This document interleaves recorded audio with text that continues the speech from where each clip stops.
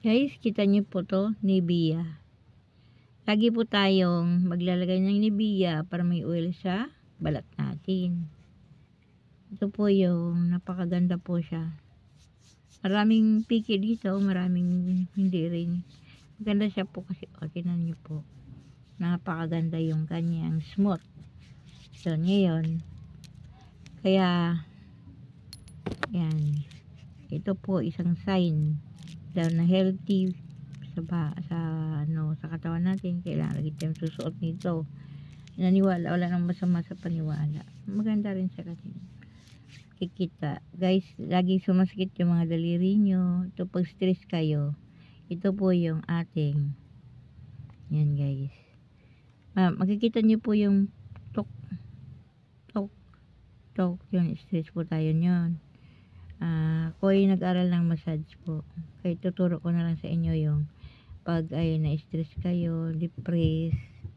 Sa panahon ngayon, mainit ang ulo natin lagi dahil kulang ang kinikita natin. Kaya sana bumaba yung presyo natin. Pero ano na, wala na. Yung sahod, mahina na. Bakit kumita ka pa ng 1,000, wala na. Yan guys, ito po yung kanon para malakas. Yan, Tam, Sabrin, sa sinus. Ito po yung na-stress po kayo. O pindutin nyo po to. Bago kayo, kahit maliligo kayo, pinindot nyo lang po eh. Yan. Yan. Pag pinindot nyo na po, yung pagkatapos mga 2 oras, pwede na kayo maligo guys. Yan. Nag-aral po ko. Ito po yung mata. Yan. Ito po yung lungs. Sigmura. Sigmura guys, pag sumakit ang ulo mo, totoo guys. Sakit ng tiyan. Ito po yung kamay nyo patigasin nyo.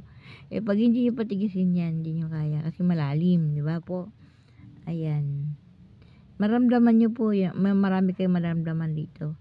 Yung umiinit yung likod nyo, yung sigmura nyo pag pinindot to. Meron na po akong dami na po. Yung mga babaeng yang himatay sa mall na walang pagkain. Pumasok lang, himatay. Pinindot ko lang po to 30 minutes. Umiyak na po siya. Sobrang sakit daw po. Pero the best, gumaling po siya. Nakapasalamat po rin po siya sa akin.